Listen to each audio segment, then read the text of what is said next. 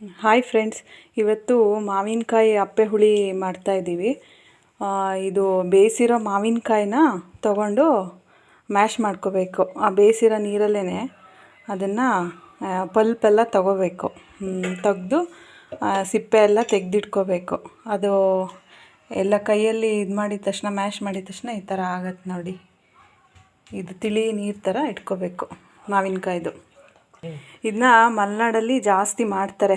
ಹುಳಿ ಹುಳಿ ಸಿಹಿ ಸಿಹಿ ಇರೋದ್ರಿಂದ ಎಲ್ಲರಿಗೂ ಇಷ್ಟ ಆಗುತ್ತೆ. ಆಮೇಲೆ ಮದುವೆ ಮನೆಗಳಲ್ಲಿ ತುಂಬ ಜಾಸ್ತಿ ಹೆವಿ ಊಟ ಆದಾಗ ಇದು ಕುಡಿದ್ರೆ ಒಂಥರ ಜೀರ್ಣ ಆಗುತ್ತೆ ಚೆನ್ನಾಗಿ ಅಂತೇಳಿ ಮಾಡ್ಕೋತಾರೆ. ಸ್ಪೆಷಲಿ ಇದು ಬೇಸಿಗೆಗಾಲದಲ್ಲೇ ಮಾಡ್ಕೊಳ್ಳೋದು. ಮಾವಿನಕಾಯಿ ಸೀಸನ್ ಆಗಿರೋದ್ರಿಂದ ಬೇಸಿಗೆಯಲ್ಲಿ ಮಾಡ್ಕೋತಾರೆ. ತುಂಬ ಈಸಿ, ಸಿಂಪಲ್ಲಾಗಿದೆ. ಅದಕ್ಕೆ ಏನೇನು ಬೇಕು ಅಂತ ಹೇಳಿದರೆ, ಒಗ್ಗರಣೆಗೆ ಇದನ್ನು ಬೇಯಿಸ್ಕೊಂಡು ಇದು ಮಾಡ್ಕೊಂಡಿರೋದು, ಮ್ಯಾಶ್ ಮಾಡ್ಕೊಂಡಿರೋ ಅಂಥದ್ದು ಇದು ಮಾವಿನಕಾಯ್ದು. ಇವಾಗ ಮ್ಯಾಶ್ ಮಾಡ್ಕೊಂಡಿದ್ದೀವಲ್ಲ, ಅದಕ್ಕೆ ಸಕ್ಕರೆ ಹಾಕ್ಕೊತಾ ಇದ್ದೀವಿ. ಸ್ವೀಟ್ ಜಾಸ್ತಿ ಬೇಡ ಅನ್ನೋರು ಕಮ್ಮಿ ಹಾಕ್ಕೊಬೋದು. ಸ್ವೀಟ್ ಇಷ್ಟ ಆಗೋರು ನಿಮ್ಗೆ ಎಷ್ಟು ಬೇಕಷ್ಟು ಟೇಸ್ಟಿಗೆ ಪ್ರಕಾರ ಹಾಕ್ಕೊಬೋದು. ಅದು ಆಮೇಲೆ ಇದು ಕೊಬ್ಬರಿ ಎಣ್ಣೆ, ಇಂಗು, ಆಮೇಲೆ ಸಾಸಿವೆ, ಜೀರಿಗೆ, ಹಸಿಮೆಣ್ಸಿನ್ಕಾಯಿ, ಒಣಮೆಣ್ಸಿನ್ಕಾಯಿ, ಕರ್ಬೇವಿನ ಸೊಪ್ಪು, ಬೆಳ್ಳುಳ್ಳಿ ಬೇಡ ಅಂದರೆ ಆಪ್ಷನಲ್ಲು.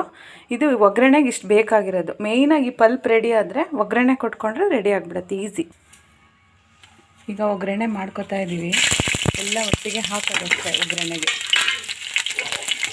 ಹಸಿಮೆಣ್ಸಿನ್ಕಾಯಿ, ಜೀರಿಗೆ, ಸಾಸಿವೆ, ಇಂಗು, ಬೆಳ್ಳುಳ್ಳಿ, ಒಣಮೆಣ್ಸಿನ್ಕಾಯಿ, ಕರ್ಬೇವಿನ ಸೊಪ್ಪು, ಕೊಬ್ಬರಿ ಎಣ್ಣೆಲಿ ಒಗ್ಗರಣೆ ಹಾಕಬೇಕು. ಈಗ ಒಗ್ಗರಣೆನ ಹಾಕ್ತಾಯಿದ್ದೀವಿ. ಇದಕ್ಕೆ ಈಗ ಉಪ್ಪು ಹಾಕಿ ಮಿಕ್ಸ್ ಮಾಡ್ತಾಯಿದ್ದೀವಿ. ಒಗ್ಗರಣೆ ಹಾಕಿದ್ವಿ, ಉಪ್ಪು ಮತ್ತು ಸಕ್ಕರೆ, ಅದೇ ಒಗ್ಗರಣೆ ಹಾಕಿ ಮಿಕ್ಸ್ ಮಾಡ್ಕೊಳ್ಳೋದು. ಕೆಲವರು ಹಾಲು ಹಾಕ್ತಾರೆ. ಹಾಲು ಇಷ್ಟಪಡದೇ ಇರೋರು ಬರೀ ಹೀಗೆ ಊಟ ಆದಮೇಲೆ ಈಗ ಮಜ್ಜಿಗೆ ಆ ಥರ ಎಲ್ಲ ಹೆಂಗೆ ಕುಡಿತೀವೋ ಲಾಸ್ಟಲ್ಲಿ ರಸಮ್ ಎಲ್ಲ, ಅದೇ ಥರನೇ ತುಂಬ ಚೆನ್ನಾಗಿರುತ್ತೆ. ಮಕ್ಕಳಿಗೂ ಇಷ್ಟ ಆಗುತ್ತೆ. ಸ್ವೀಟು ಮತ್ತು ಹುಳಿ ಆಗಿರೋದ್ರಿಂದ ಈ ಸೀಸನಲ್ಲಿ ತುಂಬ ಮಾಡ್ಕೋತಾರೆ. ಡೈಜೆಷನಿಗೆ ತುಂಬ ಒಳ್ಳೆಯದು.